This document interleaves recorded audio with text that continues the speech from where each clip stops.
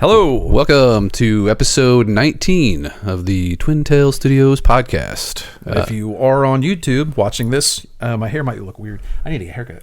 Like it might be. I got one booked. I took a shower. I'm to the point now where I have to get a haircut every single month, and just because of my gray hairs, man. They're too noticeable. I should cut mine and just tell the barber, give me the Adam Sandler. We'll match, and then that's just a buzz cut. So welcome back to Twin Tail Studios podcast. We are the number 5. Number 5. Number 5. That was number 2. I think it says number 5. No, because we were right below the. I thought you said number 5. So we are it's the top 45. We're number 2 at the top 45. Wow, podcasts. That's impressive. So, yeah, that's impressive. The top 45 Twin Brother podcasts. The number 2, you're listening here. And I only know that because I was talking about it at dinner last night because one of Sarah's friends, like, you have a podcast, right? I'm like, yeah, no. We have the number 2 of the top 45 Twin Brother podcasts. With an active 20 listeners, maybe? We have like 60 subscribers or something. Do we? Wow. Speaking of which, subscribers, I'm going to kick things off by saying that we are gathering subscribers to our mailing list by giving free copies of In Short Order, which is the kind of the prequel to The Malice of Light. So you can read this cool little book for free. Sign up for our mailing list, and if you're listening, you're probably already signed up. So thank you. But you also will get this retroactively, even if you already signed it up. So check out our mailing list. You'll see some ads on social media. Do you send those out in batches, or no? They're just like you put your email in and you get it. It's a good download because like it's one of those background automations where if somebody submits their email address to subscribe, they get an email with that in it. So it's like right away. So it's pretty cool. I'm learning all kinds of cool marketing tricks for you guys. Neat. I don't keep up with that stuff, the marketing stuff. So I'm doing the accounting and the other business stuff. Let's talk about taxes then. Let's get into taxes. Taxes have been. This is our first. Taxes? Yeah, this is our first year filing taxes as an LLC. Joking. So you shouldn't talk about taxes. That's fun. That's as much as I'm going to say about that. What's new? What's new with the studio? So this might be an exclusive announcement. We kind of talked about this last episode about the relaunch for the Malice Light Adventures because we're going to make this happen one way or the other, or one way or another.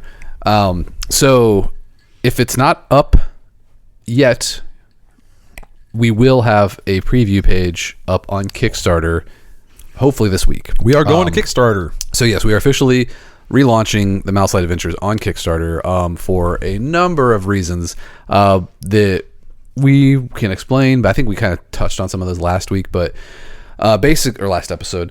Basically, we really, first of all, the fresh start is very appealing for Kickstarter. We don't have to do a Malice Light relaunch, whatever. We were kind of tempted to use Kickstarter originally because we love GameFound. Like, we use GameFound. We like it, love it as a platform. It's great for tabletop games and everything.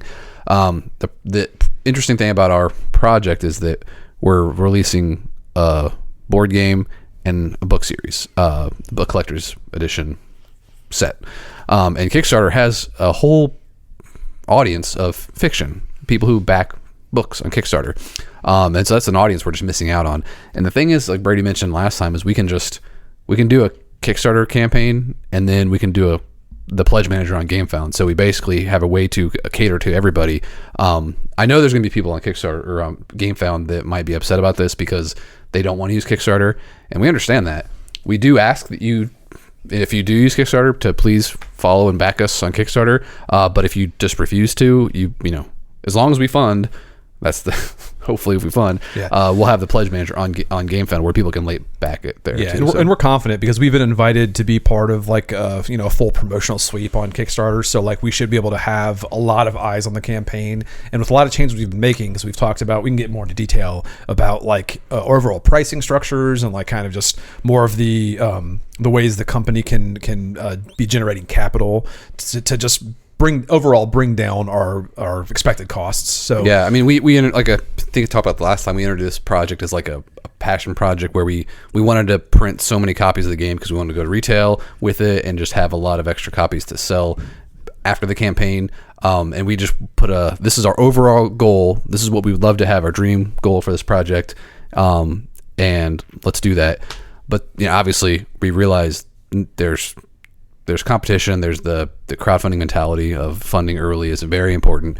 So we basically re-strategize the entire campaign to be, let's just focus on the smallest print run possible that we want to fund, and start with that funding goal and hopefully grow from there. So like, and also we've been working with different manufacturers to get different quotes and try to find the best, absolute best price per unit, cost per unit we can get for this game, so we can bring the overall price down, because we want it to appeal to as many people as possible.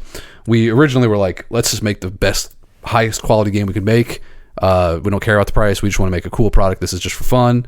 But now it's like we want to make this happen, and we know we have to compete with everybody else. We know that. So yeah, and it's less about like you said, like the highest quality. We're not looking to bring down quality. It's more just trying to find ways to print the absolute minimum, like be able to like kind of just launch at the bare minimum possible, because that's something we weren't exploring right out of the gate. We were just trying to figure out a way to make this happen, how we envision it.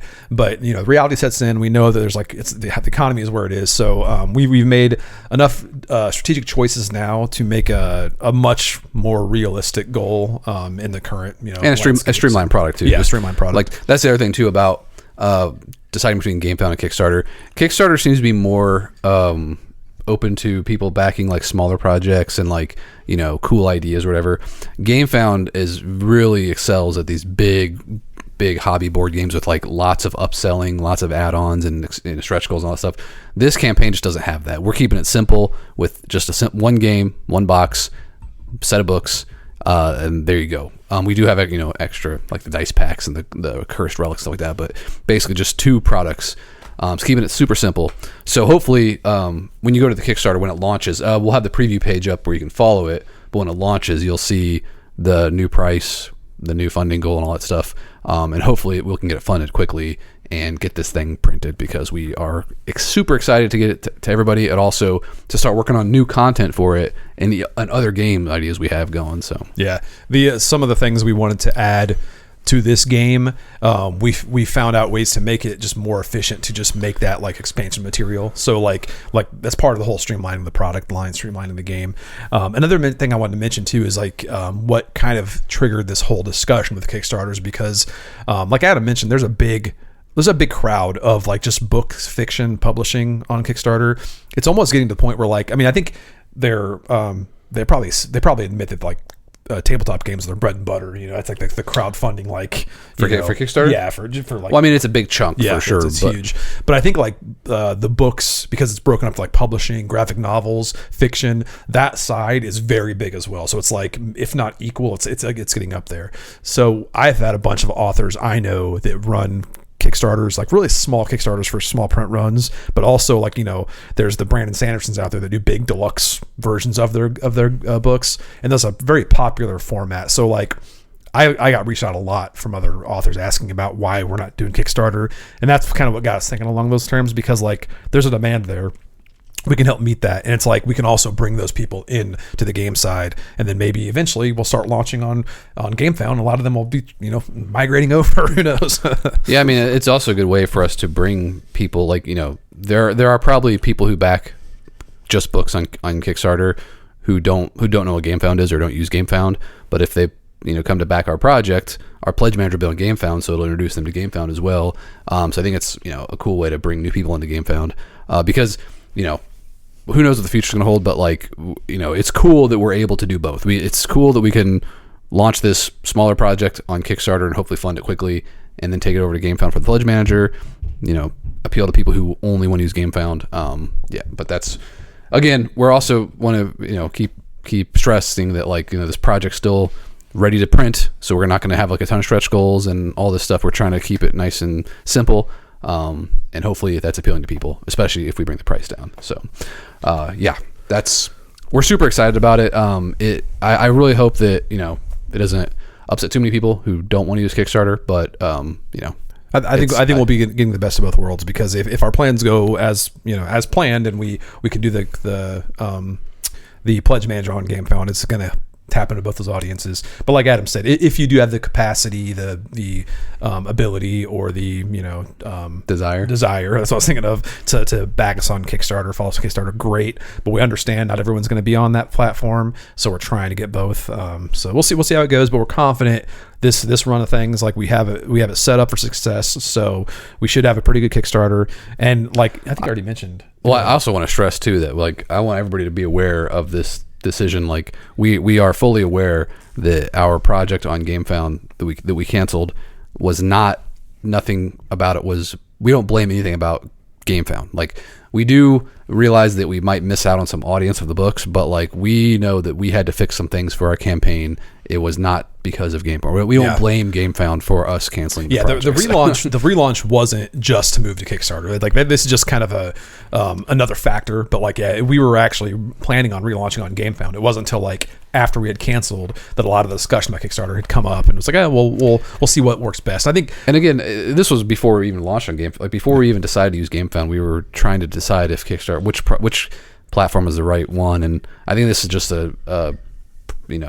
decision every project makes all the time. It's like, what's best for this project. So we'll see. I think that if we did launch on GameFound, like if we did relaunch on GameFound, I think there'd always be a question in the back of our minds, like, how would we have done on Kickstarter? Yeah. So it's like, I feel like that experimentation. I feel like it's a good, we talked about this in depth for like last week, like just back and forth with the team, and so many of these reasons, like so many reasons pushing us to Kickstarter, that it made sense to let's just do Kickstarter. So that's like, yeah, the decision was not made lightly. So yeah, and we'll happily answer questions on. We'll post an update if it's not already live now. It'll be soon for like the GameFound update, kind of spelling all this out a little more in detail. And we're happy to answer questions on there or on our next podcast. Join our Discord. The link is on our GameFound page, our website. You can find it. You should be able to find it pretty easily. But yeah, join the community on Discord, because that's how we can like most directly talk to people who are interested in this kind of stuff. So also I think we mentioned it last time, but we did get we did decide to not do daily updates, do daily reveals unlocks, or whatever, daily unlocks for the campaign. So all the minion miniatures are going to be shown right at the beginning. And not only that, like, we had this really cool video. We updated that video. We had the studio, Hexy Studios, update the video to replace all the minion tokens with miniatures. So it's representative of what we actually want in the game, and it looks awesome. It's even more exciting, I think. And it's funny because I've shown people that video, but then I show them the new one with the miniatures, and they act like it's a new video. It's like, oh, you guys saw this video before. It feels like it, because I mean, honestly, like, it is a regret of ours that we. Like, there are reasons why we want to do the whole miniature reveal to like keep things exciting. Also, I mean, we wanted to make sure that everything was done, and there were still sculpts being worked on. Yeah. So it's like we couldn't show everything, and we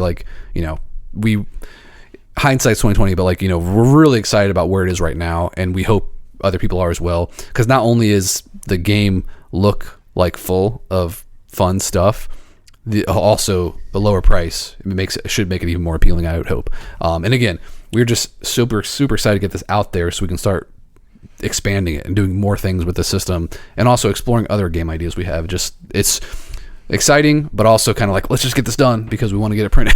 Yeah. So, and one other thing I like to talk, I don't know if we're done talking about the platform side of things, but like, I wanted to kind of get into discussions about like other projects we're working on, to kind of, because we kind of like hinted at like, more ways that Twin Town Studios can like generate capital for projects. And I kind of want to talk about like, not specifics, because we can't talk about all the specifics we're doing, but we did just send out our first official invoice as a company. Yeah. For income. So it had a logo on it and everything. Yeah. Speaking of which, you got to invoice Brian. He's done with the audiobook, the Smoldering. This is breaking news. The Smoldering Vein audiobook's recorded. I haven't reviewed everything yet. Usually I don't have to. I have to invoice him. Like, I have to have him pay us for it. No, it's no. I'm sorry. He's going to invoice you. I'm saying, yeah, like you expect an invoice, because I'm going. All right, Brian, I'm going to invoice you. Brady said I'm going to invoice you. Yeah, you got to pay for the privilege of recording our audio. Pay for the privilege. But yeah, that'll be releasing probably next week or maybe the week after. So. That's exciting, because he does amazing audio work, and it's cool. They'll be able to launch now with all 3 audiobooks as well. So if anybody who wants to catch up on the story, before the game, they're going to have the option either read it on ebook, buy the print from Amazon, or listen to the audiobook. But anyway, aside from that, we have been doing other design work, and it's both exciting. It was kind of daunting, because like, we started this company because we wanted to do like our own games and publish our own games, but we still have the desire to work on more than we could feasibly publish, because like, we can't, as a new company, do like 4 or 5 Kickstarters a year. We don't want to, but like, we've also said that we're not doing any other projects until Malice Adventures is fulfilled. So if this funds successfully, it's going to be fulfilled before we do our next project. So yeah, so we've got a few. I've been doing a design job on the side with a buddy of ours, who I'll let the announcement go, public when it is public. So I won't say it right now, but that's been a. Sorry, it's going to be quiet again. I'm telling you, I know how this works. But that's been a fun process. It's very narrative driven. We're also doing some more like kind of mass market style stuff that we wouldn't publish usually. I don't think, like maybe we would someday, but it's not something we're like geared to do right now. And then we have another big design we're doing for that'll be probably like next year or something. But yeah, these projects all kind of help contribute because they're just more ways that now that we're like putting all of our freelance money into this company, that'll give us the cushion we need to just that's what safely do projects. One other thing that came from doing our taxes is like we really wanted to stop having all this self-employment income on top of our day jobs. Like it makes taxes way more confusing, but like moving all that stuff to the company where we can just use the company as our game design service and publishing, whatever, like everything goes through the company now, which is nice for tax purposes. But also one thing that we would love to do eventually is, I know Brady mentioned we started this company to publish our own games, but we would also love to publish other designers' games. Like we would love to hire designers to work on games we don't have time to design. Like for example, the Brook City game, like we have all these cool ideas for it. We haven't been able to start it yet, but we might just think about like commissioning a designer to work on the idea we have and just like here's what we want. Who wants to develop this? That's something we'll definitely explore in the future, I think, with how many projects we want to do. Yeah, it might be like, I always kind of like entertain this notion where some people like view their own kind of design career as like you have these tiers where like you're kind of just a boots in the ground designer, but then you get to a point where you're more like a creative director where like you're kind of saying, I envision this game, so help me, you help me make this vision. So you're still kind of overseeing it, but you're not the actual like designer. I'm not saying that we're going to be moving into that, but like I think we'll have, since we want to do more than just like one bit, like we would focus on several designs, but we also would want to do more projects than those. Like we just don't have the capacity to do all of them. So I think eventually we'll just be able to bring more people into the design team, which is one of our questions we had, by the way, our podcast questions. So I mean, honestly, like I hate bringing this up because it's a sore subject, but like that's what we did with Lasting Tales back when we worked at Blacklist Games. Was I wanted to do this kind of miniatures agnostic skirmish game, like cooperative skirmish game, and I was also kind of putting together all this ideas for like this miniatures line. So I decided to have somebody else design the game. That's where we hired Mark Latham to do it. And we kind of just pitched him an idea of like, hey, this is the kind of vision that I have for this game, and he just ran with it and like wrote a ton of content. That book is jam packed of content. But anyway, that's kind of an example of I'd like to do more of that. But obviously, do it right. Not have another entity messing up that project. So yeah, I think like there are certain projects that we want under our umbrella, but we might not be we feel like we're the ones to do it. Like I think we always talk about having like an RPG system or something, like a co-op RPG system, but I just don't think that I'm the one to do that. Like I would love to be involved in it, but like someone else driving it where we just kind of guide the vision. Like for example, the dude that did Ironsworn and Starforged, like if we teamed up with him and said, hey, we want to do a game on one of our IPs, would you be willing to? I would love to have that be something we would produce. If that's a listener question, maybe we should hold off on answering that. Yeah, that's true. I mean, it's more, there's more specifics to it. And by the way, the listener question was in the podcast discussion. Not well, I linked the channel. I said go to I just typically forward the messages in, but yeah, so that's, I don't know, there's a lot of things we want to do project wise, but again, about the whole like designer thing is when you're publishing a game, there's so much more than just game design. There's coordinating with playtesters, implementing feedback, working with graphic designers, kind of giving the vision of what you want the the UI of the game to look like, getting quotes from the factory, art direction, commissioning artists, paying artists, all this stuff. And it's like with two guys with day job, it takes up so much time, so it's like hard to find time to design sometimes. So that it'll be nice if someday when we find a way to make money with this, we can just make this a full-time job again. we could do so much more. That'd be cool. But yeah, we'll see how this Kickstarter does. Help us make that a reality, and we'll make a bunch of fun games for you. So yeah, that's kind of Kickstarter, plans for the future, business hope stuff for the future. We'll save discussions about next projects next up, because we want to focus on this one, obviously. But I think this pushes back a little bit, because we would talk about in previous episodes how bad I wanted to do a Relic Myers Halloween game. Don't know how realistic it would be, because we need to have not this year. Yeah, that's what I am an optimist. Where it's like, yeah, we could if we wanted to, but the simple fact of when this game needs to be delivered. So we can't plan around that. So it's more just like in the background, but because I'm still working on book 3 of the Relic Myers series, and it's really inspiring me. And I've been playing a lot of Resident Evil Requiem, and I just can't escape that desire to have a Relic Myers adventure game that we were talking about, and then now I kind of want to do we had this design back in before all the Blacklist stuff happened. We had this Rotten Cores idea. And it was like a Rotten Cores, as in CORPS, because I like the whole. It sounds like rotten to the core, But I've always toyed with this name. That name is now in. If you read Relic Myers book 2, without spoiling it, that term comes up quite a bit, and that's going to be a big theme in book 3. And it made me want to revisit that design, because when I first played Cthulhu: Death May Die, I was heavily inspired by the really simplistic enemy activation system in that game. So we were designing this game that was like this Resident Evil style game, but much simpler. It was very heavy exploration, but it was very modular and, quick to set up, quick to play. Would love to revisit that, and because this biopunk setting, but maybe a little Cthulhu aspect as well in there. I really want to dive into that, but I also have we can't yet. Yeah, I also have a cool idea for a sci-fi mech style game that we really have been wanting to do for years, and I'm pretty sure Tom would be super excited to be involved in that project. But that would be a whole new undertaking, I think. So it's duty. That's weird. So do you want to do listener questions first, or do you want to talk about what else you've been doing outside of work?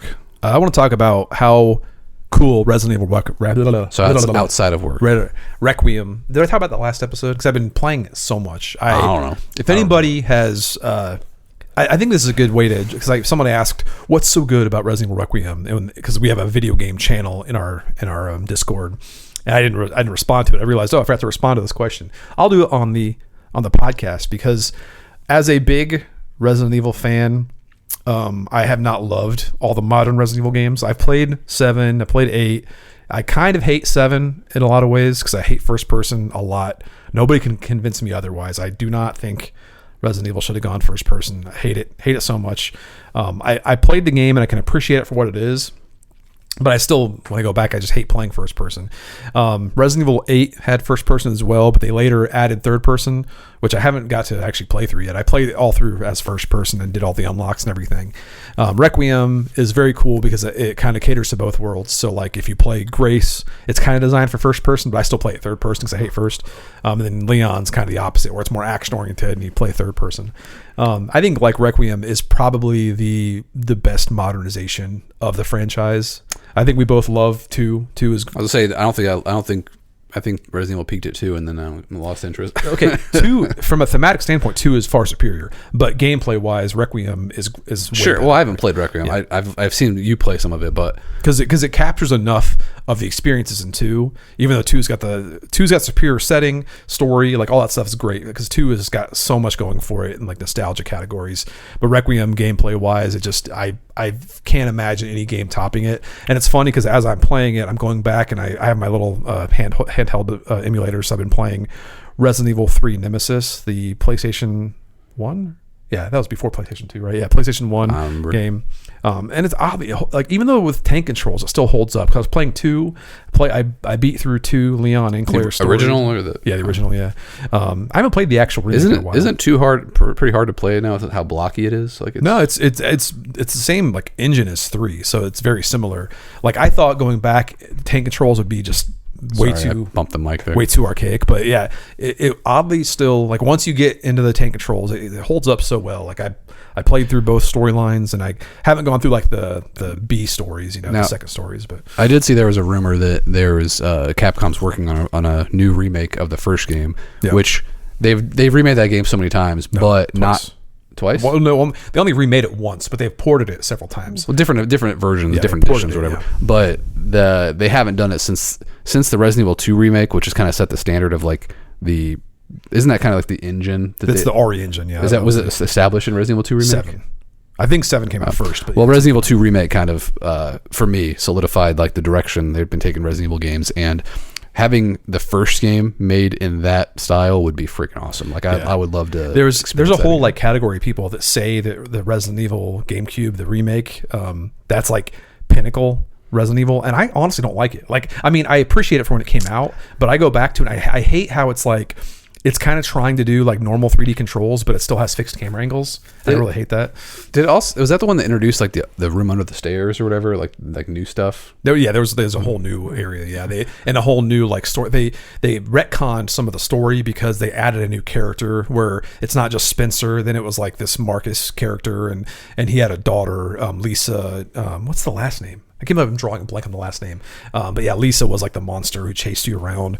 So they added some cool stuff, but I'm a kind of purist where I like the original Resident Evil, like I like it as it is. I don't love that remake, but if they remade that same story with the RE engine, I'd be all for it. So I think it's really promising. But what's even more exciting to me is it sounds like the next upcoming game is the Resident Evil 0 remake, which is. It's a kind of a polarizing game because I didn't play it when it first came out. It was a GameCube exclusive when it first came out, but it had this kind of weird static 2-player thing where it wasn't 2-player, but you had 2 characters, and if you switched between Billy and Rebecca, the other person just stayed where they were and waited. So you would like play as Rebecca, you could like drop items in your room and then go do something else and switch back to Billy, and he'd be so like. I think that's perfect fodder for just making a co-op game. Like if they don't make that co-op, it's going to be. Which one was that? That's 0, Resident Evil 0. That's right. Because there was all these rumors about them rebooting the film series and starting at 0 to like kind of get a fresh start, which would have been cool. But I think that's been scrapped with the Zach Kreger movie they're doing now. So that they might have like totally changed their plans on that, but it still sounds like and I think they were doing that because the game was on the schedule. So I think that Resident Evil 0 is the next one coming out, and then it's supposed to be Code Veronica in 2028. But this year there's already rumors of the Requiem DLC being a Leon and Chris DLC, which hopefully maybe they'll co-op. I don't know. I doubt they would, but maybe. And then they're going to have like an Alyssa Ashcroft side story DLC as well, which are supposed to drop this year, and then it'd be 2027 be Resident Evil 0, and then Resident Evil Code Veronica in 2028, and then that's 2029 or 2030 would be the Resident Evil 1 remake. Good lord, that's a long ways away. Yeah. Because they just started the development of the Resident Evil 1 remake this year. So I really, really wish Capcom would just release that Resident Evil Outbreak reboot. Like that, even if they've had such.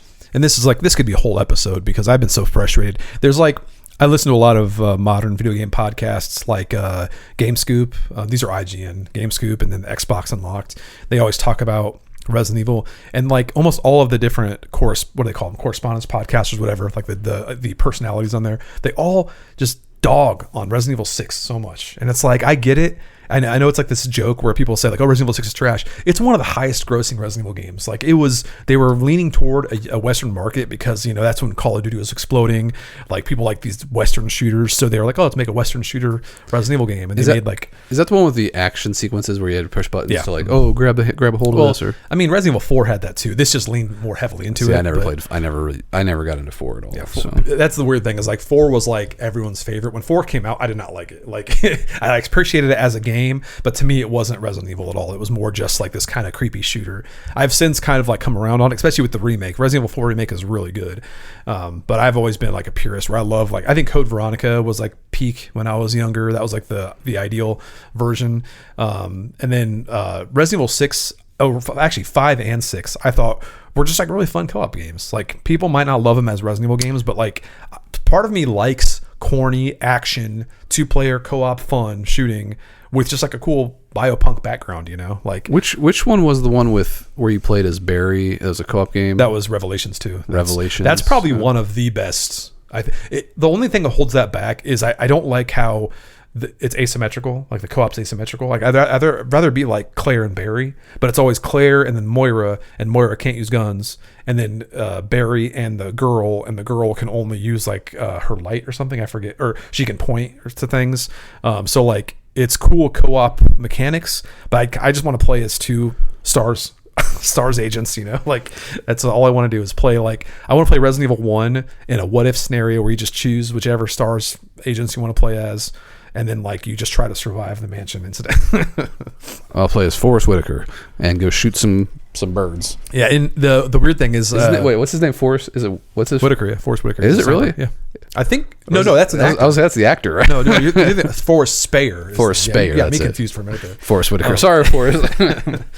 False identity, but that's a weird little like nugget of Resident Evil trivia. Is if you played Resident Evil Deadly Silence for the DS, Nintendo DS, they actually had a multiplayer mode where you could play as all those characters. Like you could unlock Kenneth, Forrest, Richard, and like the only downside, and you could play it 2-player. You could play co-op, like boss rush things. The only bad thing was like, because I guess it's like a processing thing, but when you played multiplayer, if you're in the same room as somebody, they just appear as this like icon. I remember that. But it's like all the characters look great. It's like I've yet to play a game like that where you can like, and the thing that sucks is you can't even play it single player. So I can't even like go in there and play as those characters single player. I have to have you go buy a Thor so you can play it on there because it works wirelessly.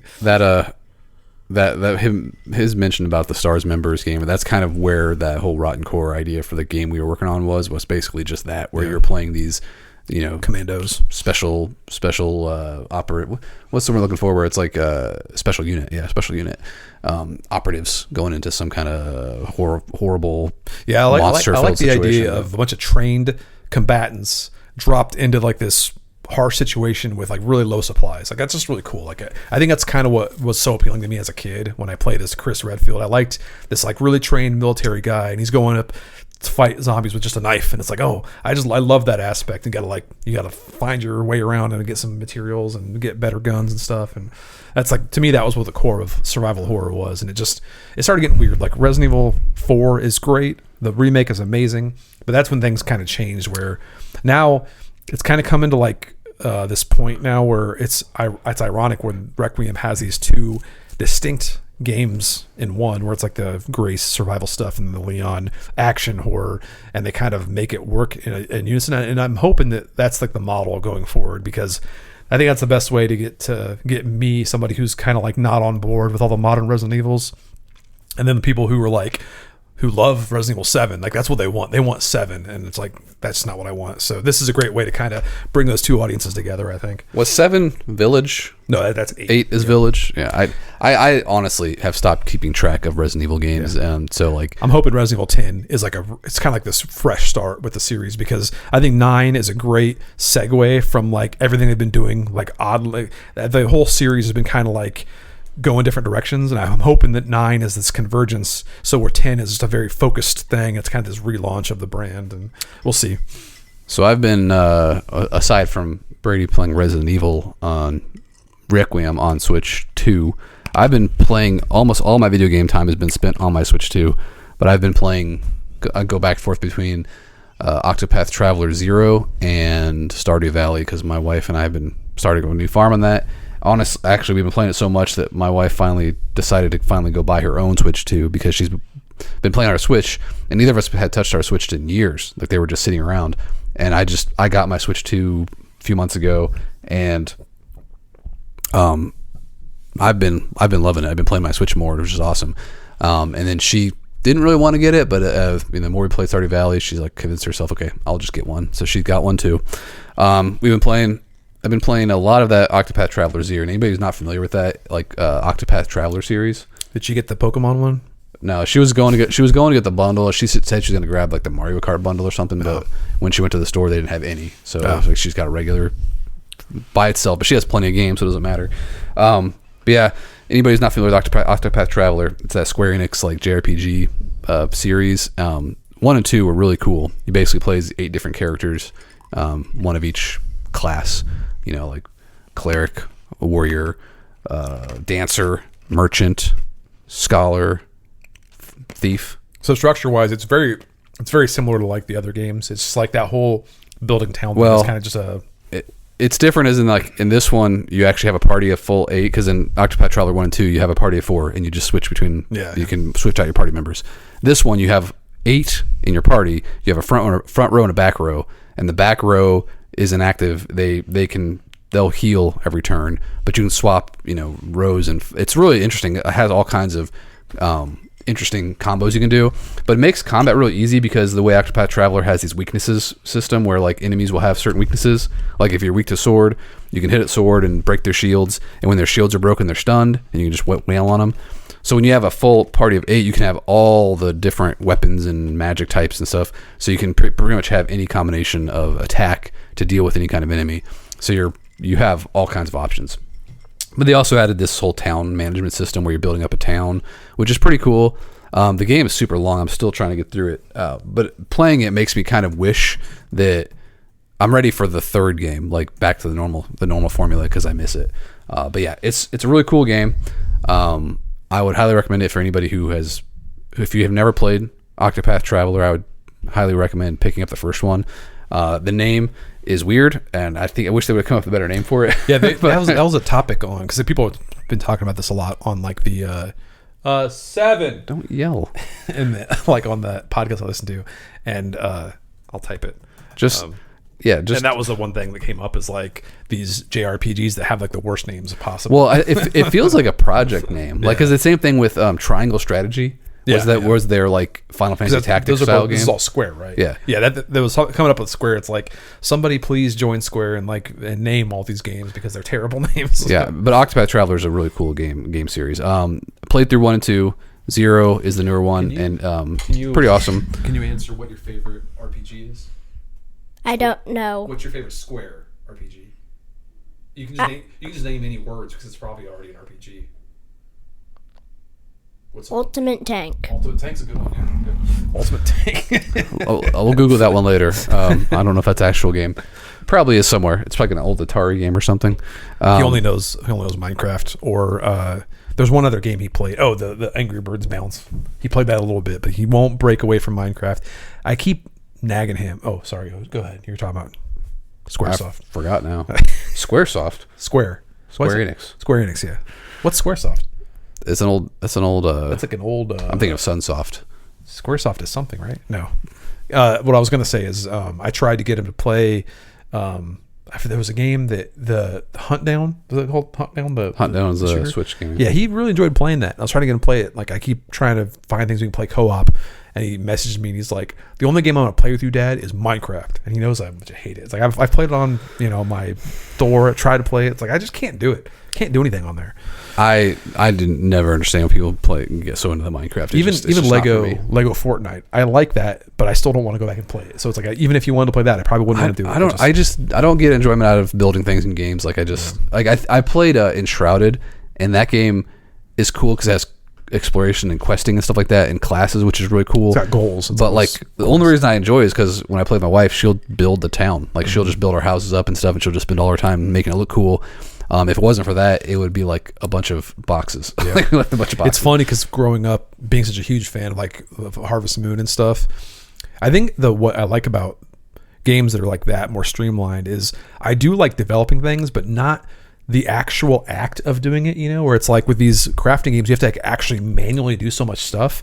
I like games like in Stardew Valley, for example. You're trying to build up your community center. You just drop shit off. I like that aspect where it's like you're just delivering stuff and making it better. Yeah, because I don't really want to customize things. Usually, I'm just like, oh, I upgrade my house, got a bigger house, cool. But I don't want to like actually figure out where to put everything. Yeah, this is actually a great thing to talk about too, because it's like especially in tabletop games, because you get even more tedium because a lot of it is not like you're doing it like. It's almost like triple the work because you're doing it all manually with paper and cardboard. Because I'm playing a lot of Stone Saga, and I started off. I messaged you when I first got Stone Saga. I bought it on a whim because I saw everyone getting their copies. I didn't kickstart it. I remember looking at it, thinking it looked cool because it's a co-op civilization game, But I didn't back it. I think mostly because I don't love the theme. I don't like the caveman theme as much, or like the primitive whatever it is. but like I ended up buying on a whim because it looked so good. The production was great, and I counted it as research, for production stuff. So I wanted to like see how the components looked. And I messaged you when I first started playing. I was like, I don't think I like this game very much. And I'm like 3 or 4 games in now, and I'm playing with Sarah. I played with my daughter Riley my first game. Then I played with you, and everyone's been bailing because they don't want to play it. And it's like, all right, I'll play it by myself. But then I played with Sarah today instead, and she seems to like it a lot. So I think I might have found a partner to play it with. But it's like, it has this thing where it's like you're crafting, but so much of it's so manual, and it's like some people might like that, where it's like you're like making these tokens line up in certain configurations and like checking the code and going to the codex and seeing what that makes. Like, part of me appreciates that, but I don't think I like long term wise I'm going to stick with it. So. It's weird because when I was playing that game, I was thinking about like, it's not just about the amount of stuff, because I think about when we were playing Iridia, and I loved every minute of that game. Mm-hmm. Like, okay, so the combat in that game could change to something else. I'd be fine with it. I don't like hate the combat, but I don't love it. It's just interesting. It can be interesting. I think it's serviceable. It's like, it doesn't get in the way, but it's not necessarily compelling by itself. It's more just like, okay, it works, But like the act of like getting cards out of the archive and reading things and archive, like the index. It was just fun. Like everything about that game was fun, and I think that's why I kept praising it so much as like the best tabletop experience I've ever had. Is because every part of it was just enjoyable, and it's charming and stuff like that. But like with Stone Saga, I didn't feel anything. Like I just felt like tedium. Like it's just. To be fair, I did too. I think if you were on board and you were learning it, you'd probably feel more compelled. But I think that's like the trap you fall into, where like a lot of people will review games very highly because they learned the game and they feel rewarded for like having learned all this stuff, so they can make it all work now. So I get that illusion where it's like not always a reflection of how good the game is from a gameplay experience. Is more just like, I'm the one that learned all these things and I like how it all works now and I see the vision, so like maybe I think more highly of it. If you were the one that learned the game and taught it, you might feel differently. But yeah, from like I'm gonna sit down and play this game, I think Iridia, it's also probably a theme thing, because like Iridia taps into the exact theme that we want. We want classic fantasy that's like harkened back to like a little bit of charm, a little bit of whimsy, but like still kind of serious and grim. So I think that's like a good tone. So like that helps carry it a lot too. Like, but also I think there is that element of what started this conversation, this whole like tedium with like crafting. I want that, but not in a very literal sense where like you're doing all of the steps of crafting. I just want it to be like where you dump off a bunch of resources of a certain type and you get a thing. Like I like that, the simplicity, abstracted enough where you're just like turning things in and getting something in as a reward.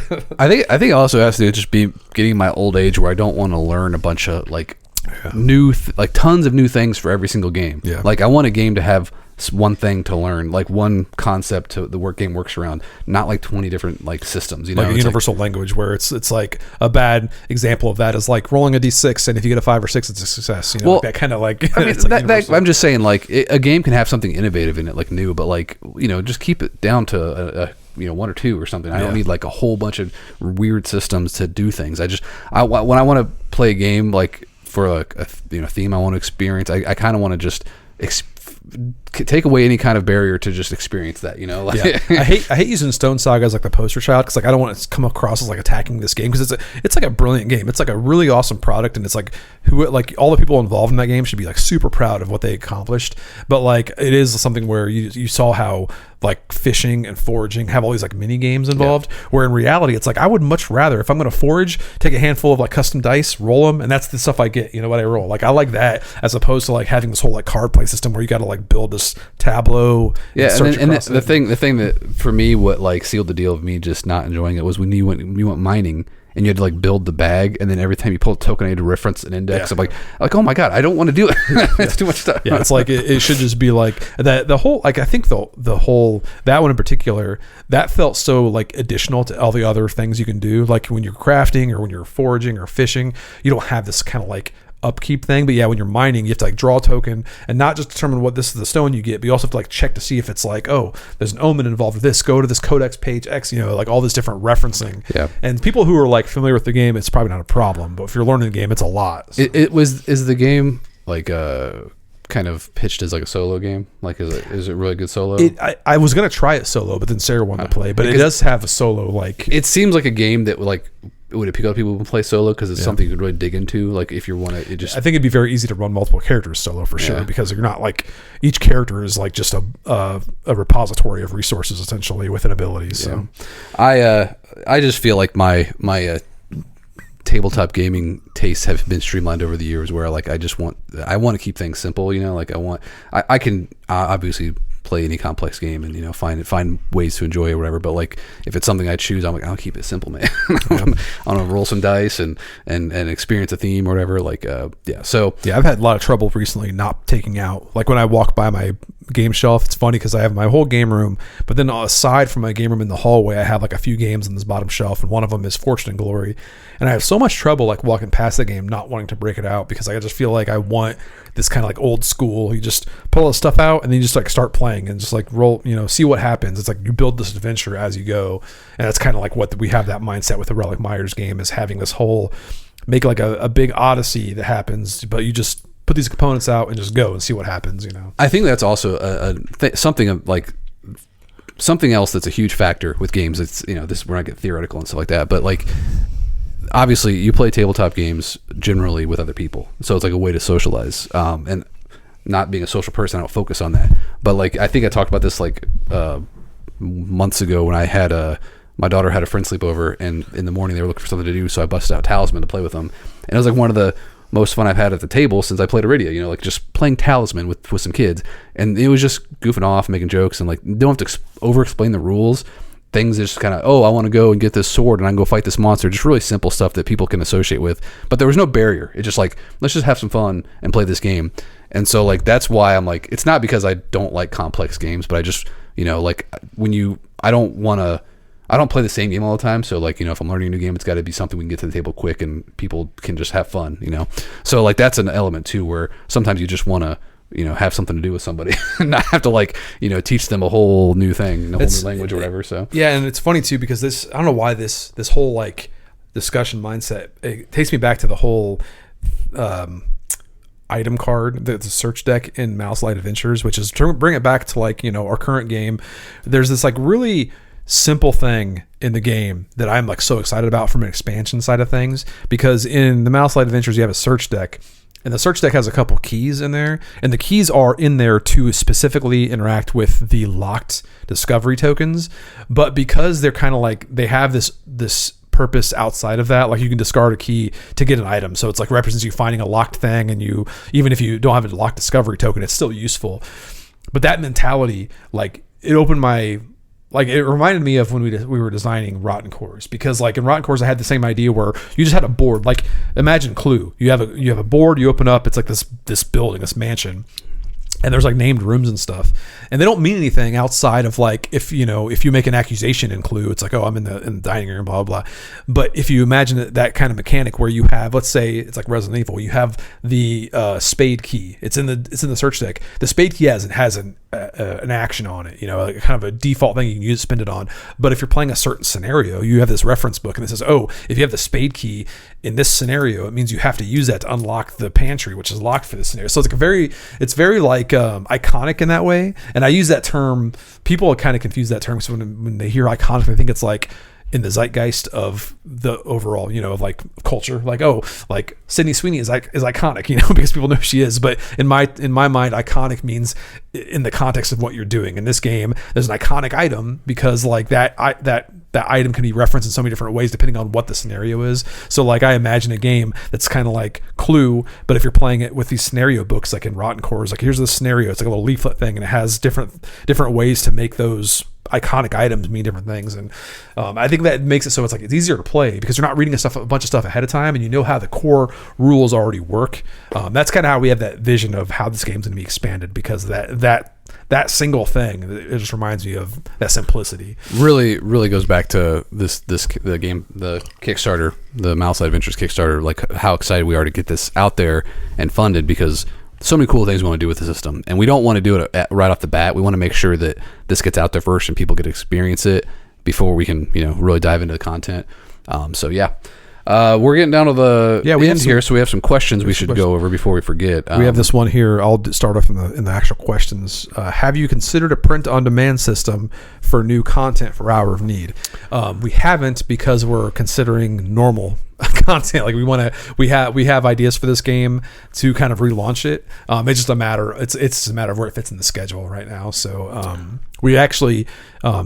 Currently, we handed it off to our localization team, our next tabletop. They're actually shopping that around to localization partners, and that'll really help us determine when we can actually start expanding that game. Because if we can localize it and kind of re-release it as is, that'll give us kind of a foundation for launching, new expansions and stuff. Yeah, because if somebody wants to localize that to a different language or whatever, let's say they want to do like 1,000 copies in Spanish, which is it'd be awesome, but let's just say hypothetically 1,000 copies. We could just say, hey, we're going to jump on board on this and do 1,000 copies in English, and assuming we have some extra money, it's like we could do it in English as well and get that printed off. But we're still figuring out that's kind of the next step. After we get one project under our belt, we can kind of decide what we're going to do next.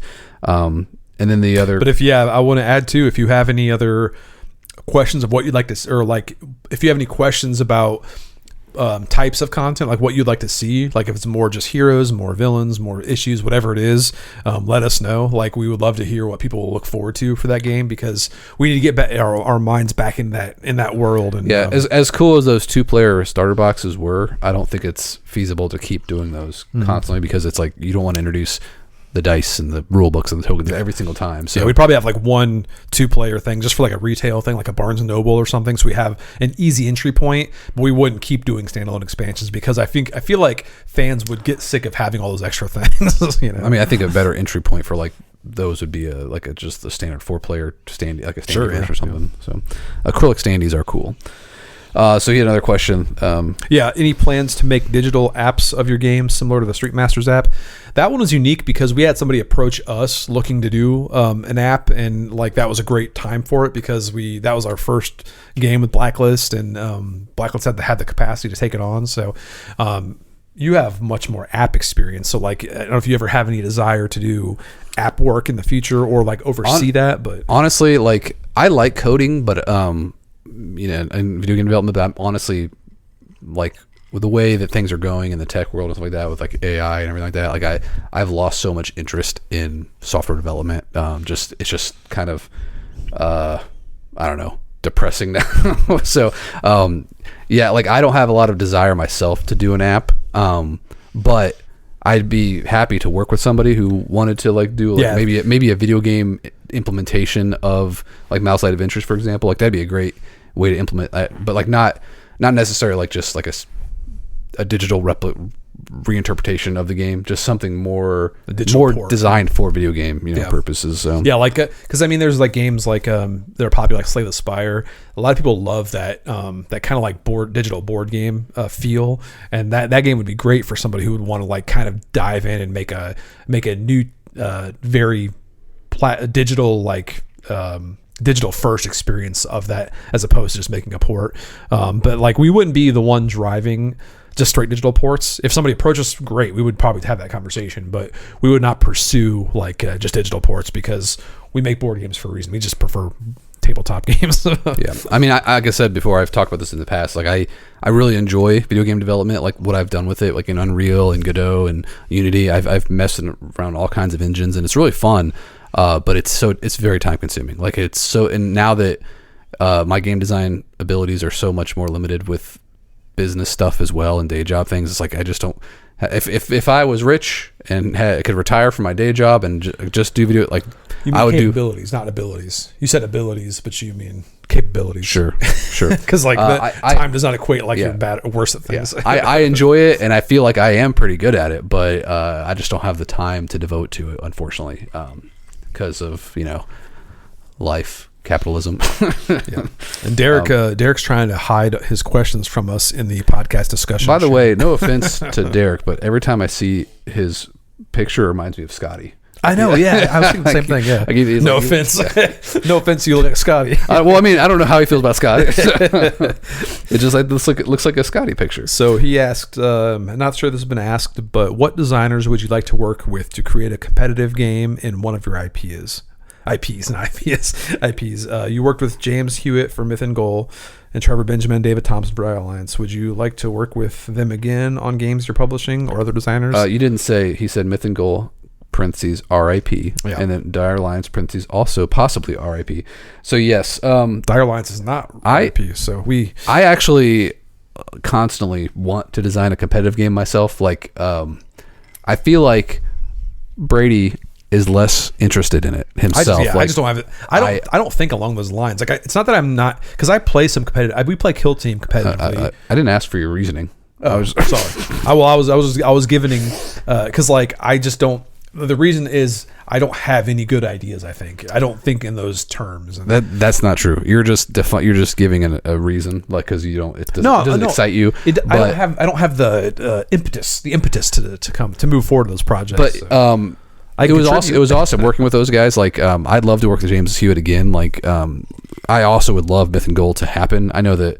Was it Goliath that got it or something? No, it's Colossal. Sorry, I think Colossal's like not Goliath. I think Colossal partners with Goliath in some ways, but yeah, I don't know the relationships. I really hope they do something with it because that game was cool. And I'm excited about, like, for example, Dreadball is actually launching on Kickstarter next week. I'm excited about that. Like, at 2 o'clock? No, I was like looking at the date. It's in 2 days, I think. So I'm going to back that one. I like fantasy sports games. They're cool. But Jervis Johnson is working on the new Dreadball All-Stars, and it's also designed to be way more like, it's not even the same game. Like, it's kind of just taking elements of Dreadball and making a new game out of it. Was Jervis Johnson also involved in Mordheim, or is it just that name sounds familiar? He was involved like so much Warhammer stuff, like Warhammer Quest and all. Like he designed Blood Bowl. Like that was his baby. He's known for Blood Bowl. So having him on board for Dreadball All-Stars is pretty damn cool. They have lots of teams. I think they have like 7 teams in the game, and they're all pre-made, pre-assembled miniatures. So it seems like it's a pretty cool game. Sidetrack though. And also working with David and Trevor on Dire Alliance was awesome. That game again. Yeah, we would always work with them. Yeah, if something comes up that they would be interested in, we would be all over that. So. But I would actually I would like to work on a competitive game with Brady at some point. I feel like even doing some kind of a skirmish, like Mordheim style game in the Mouse of Light would be really awesome. And I feel like people would like that. Especially if like we did a game where it was like, just factions, like, you can have these paladins of the Luminar or whatever, and you can, have these like the Shrouded or something that has like a starter factions, and you could bring in the Mouse Light Adventures miniatures as characters to like, I can socket in Avram in my warband. That'd be really cool. And I would love to do a game like that. That honestly, my wheels are already spinning about how to do that, but I think it'd be really awesome. I'm not opposed to it at all. I just because again, the way I pitched it to Brady is like, I would want to do this of like, here's a core box of these 2 factions, but each of those factions, the rules are pretty simple, but each of those factions would have AI rules. So like, you could buy the game as a solo guy, and I'm going to fight the Shrouded. And if I saw a new faction come out that I thought was cool and I wanted to fight against them, I could buy it because it had AI rules, even if I had no opponent to play, and I could play them. But then my friend wanted to play, they could play one of the factions I already have. I think that's an awesome product model, and I'm sorry that I'm talking about it in public because someone's going to steal it. No, if somebody didn't steal it, it means you could buy it. Because like, I still am waiting for somebody to take the Dungeon Command game that Wizards did, and I really am so bitter about them stopping that because like, I only bought a couple boxes. I think they only had like 4 boxes total, but that game was incredible. It didn't even have the co-op stuff, and I still liked it. Where you just had a box of your warband and some tiles, and you open that up and you set it up and you just like mash it together with somebody else's box, and you have a battle. Like you have a little dungeon you made. Really cool little game, and it was all card driven and stuff. Like, that's the big thing for me. It's like, I don't mind competitive games, but like, I would prefer component. I like card driven stuff. I like components. I like the whole like, oh, here's my like unit, or here's my warband, and here's all their materials, their tokens and cards and stuff. That'd be a cool model, and especially if it's like Dungeon Command, where it's like the environment's included. Like you just mash that up with somebody else's set. And you're ready to go. Even cooler though is like the core box would be, you'd have a folding board, like like a skirmish board, maybe some little terrain or something, and 2 factions. That'd be a box, and you'd have like faction packs where you can buy this faction with the miniatures and cards, and then you could buy like environment packs where you got, here's a new village and it has a board, and like, the environment boxes are like the environments you fight in. So there you go. There's your product right there. Yeah, make the it. Mouselite battles. Mouse light. Mouselite battles. Battle magic. Battle fight. Mouselite Magic fight. Malice of Light conflict. Malice of Light something that has a good like not mola but molo. Malice of Light fresh opposition. we'll think of Opponents. something E. Malice of Light engagement. So it's mole. You could do E is yeah. Engage- there's a engagement. Word, there's a word on the tip of my not engage. I was thinking like engagement, but there's a word on the tip of my tongue that's like that. On guard. No, not that. That's already a popular game apparently. But yeah, we are coming up on an hour, so we could wrap up there. Hopefully everything goes well, and there's a preview page for you to follow on Kickstarter, so we can start with a huge groundswell of support and just get this thing funded on day one, and that way we can do the whole stereotypical funded in 20 minutes or funded in half an hour. Not that it's needed, but it'd be great. It'd be a great little bonus. It would be awesome. It is needed for promotional reasons. Like we want to get this game out there with people excited about it. And just let's move on to the next thing. Let's get this out there and move on to more content for it. And get this delivered this year as opposed to like next year, like a lot of these crowdfundings do. Yeah, you'll have it in time for Christmas, way before Christmas. Way before. All right. Well, thanks for joining us, and we'll be back soon. Hopefully with some news about how well we funded. Right. Yep. Thanks for the questions too. Yep. Keep them coming. Talk later. Bye.